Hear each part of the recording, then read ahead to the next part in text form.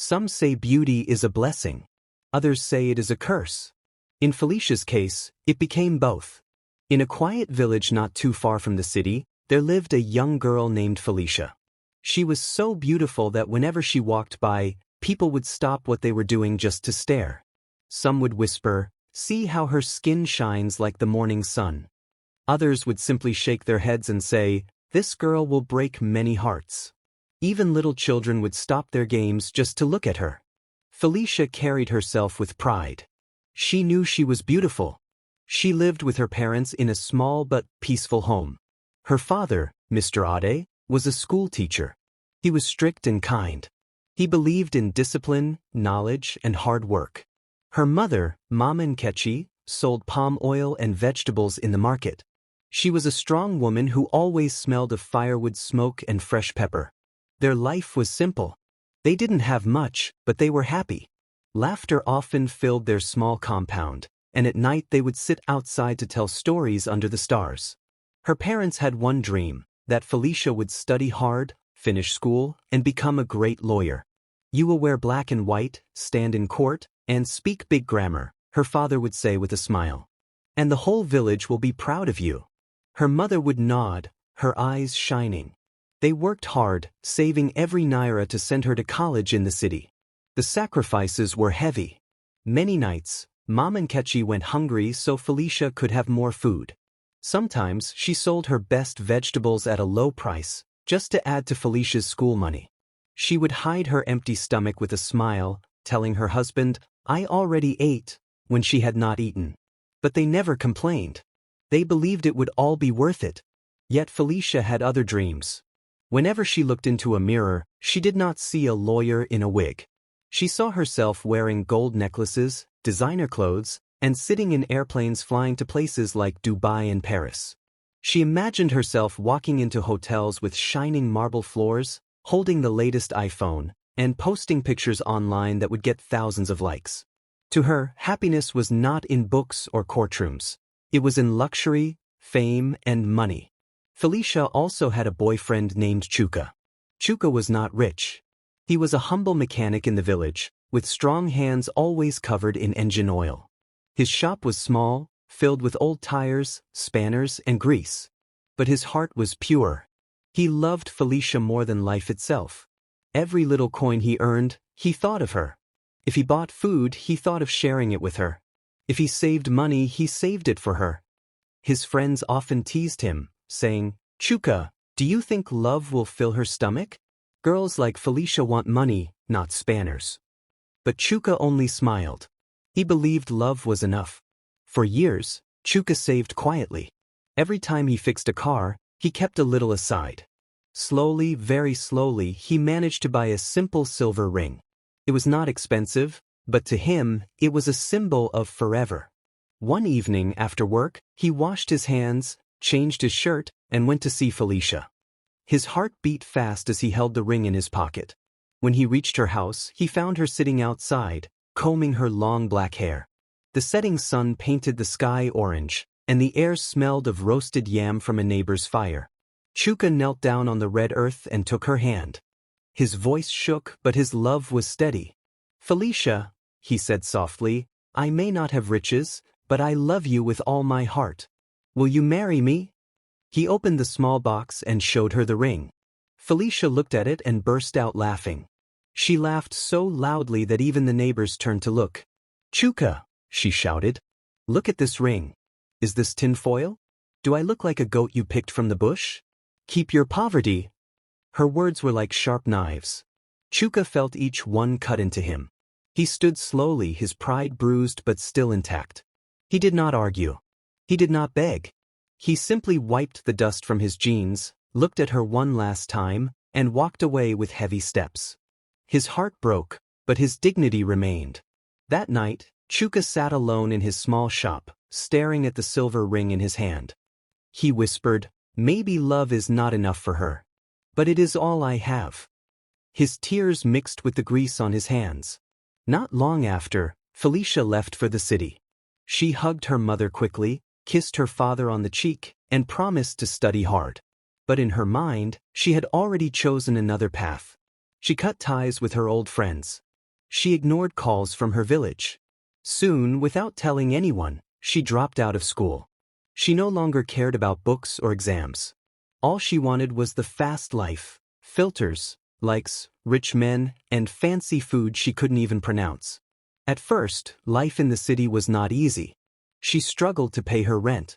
She wore her best clothes again and again just to look expensive. But Felicia was smart and cunning. She used her beauty like a weapon.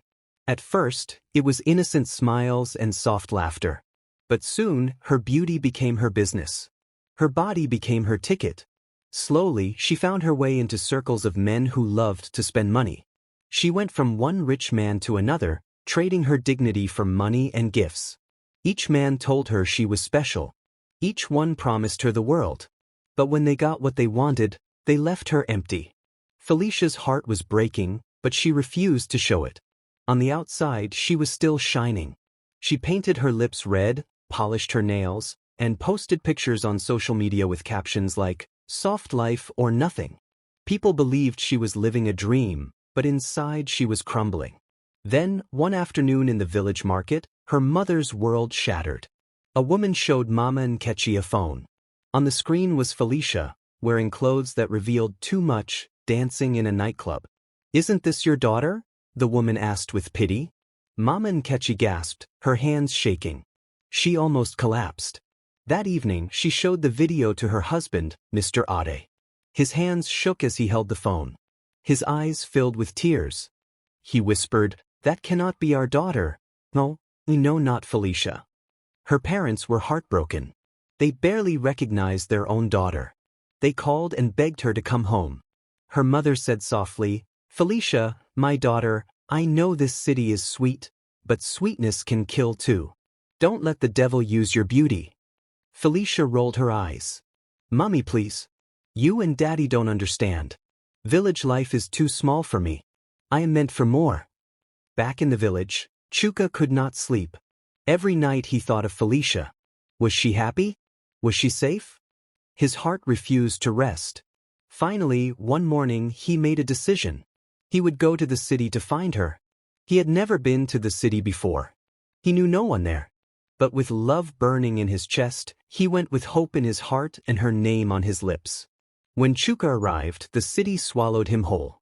Tall buildings towered above him, cars honked, people rushed past without a glance. He asked strangers if they knew Felicia. Some ignored him, some laughed, one man shouted at him to move away.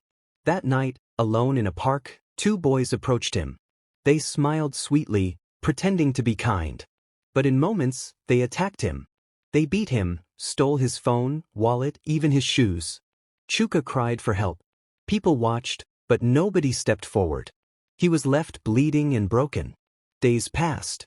He slept on benches, begged for food, walked barefoot in the crowded streets. But he refused to give up. He whispered to himself, "I will find her, even if it takes my last breath." His heart told him he would see her again. Then one afternoon, it happened. Outside a luxury hotel, Chuka saw Felicia. A man in a suit opened the car door for her. Felicia stepped out of a shining black car, wearing a sparkling short dress and tall heels. Her nails glittered, her face was painted, and men looked at her with desire. Chuka's heart jumped. He whispered her name. Then louder, trembling, "Felicia." She turned slowly. For a moment, her eyes froze. Then she burst out laughing. "Jesus! Look at what the village dragged in. Are you following me now? Don't embarrass me." Her voice was sharp. People around turned to look. Felicia quickly turned away and whispered to the security guards, "Please, get that madman away from me." The guards grabbed Chuka, pushed him to the ground. Felicia did not even look back. She walked into the hotel, her heels clicking, her laughter echoing. Chuka lay there, dust on his face, his chest heavy as if the world had crushed him. Slowly, he got up, slowly he turned, and with a heart that was breaking all over again, he walked back to the village. He never spoke of her again. Meanwhile, Felicia kept climbing the ladder of vanity. Then one day, her life changed again. She was standing in the lobby of a grand hotel, dressed in a sparkling gown. The air smelled of perfume and polished floors. That was when she saw him, Chief Daramola. He was a billionaire, old enough to be her grandfather, but dressed in spotless white agbada with gold embroidery. His shoes shone like mirrors. His skin glowed with wealth. His eyes were sharp and his smile was smooth like oil. When he saw Felicia, he smiled like he had been waiting for her all his life. As Chief Daramola walked toward Felicia, something strange happened. A woman passed by with a small white dog on a shiny leash. The dog suddenly stopped, turned, and began barking loudly at Chief Daramola. It growled, its tiny teeth showing, its eyes fixed on him as if it saw something others could not. "Shoo! Stop it," the woman said, pulling the leash. But the dog would not stop. It barked and barked, its little body shaking with anger. "I don't know what's wrong with him," the woman said nervously. "He's never acted like this before." Felicia looked at the dog, then at Chief Daramola. But Chief only smiled as if nothing was wrong. Felicia laughed and said, "Even dogs can be jealous."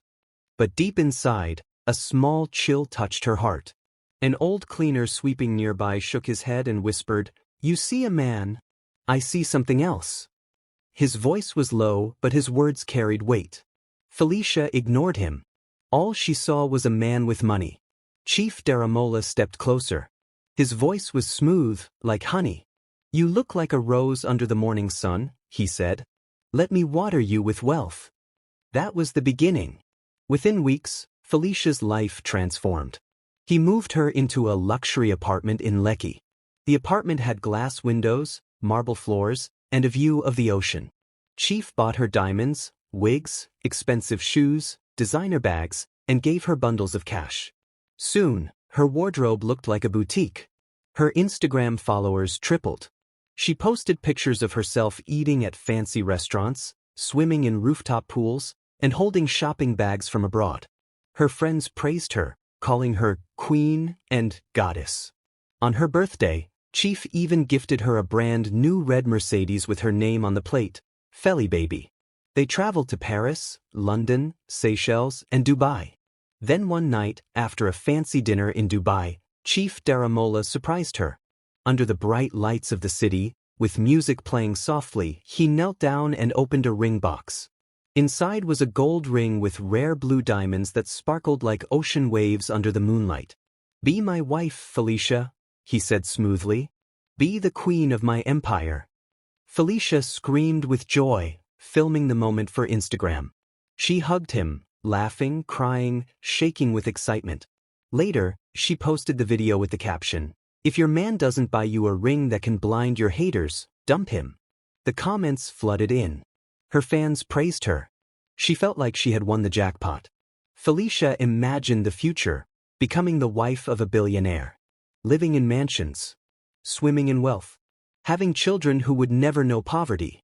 She felt like a queen beside Chief Daramola. One night, something strange happened. Felicia woke up to the sound of hissing. She sat up quickly, her heart racing. She looked at her hand. The ring was glowing faintly in the dark. That changed. It turned into a tiny snake and began crawling around her finger.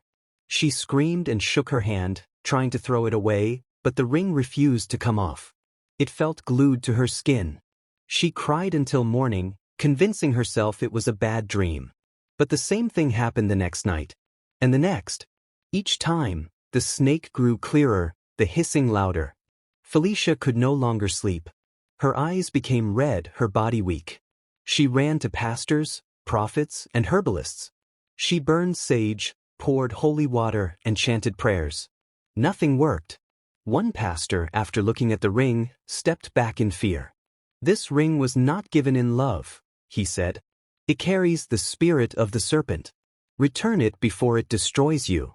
Terrified, Felicia called Chief Daramola. But his number no longer went through. She rushed to his mansion, only to find it empty. No guards, no staff, no sign he had ever lived there.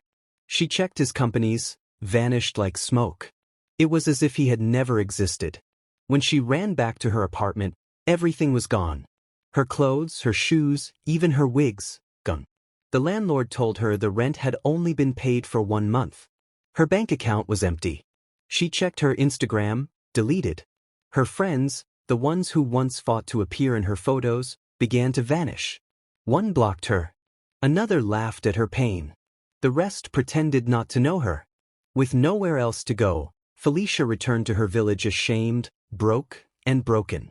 She wore a scarf to hide her face and took the back road so no one would see her. When the villagers saw her, they whispered among themselves. Her mother cried and ran to hug her, but her father only looked at her with tired eyes.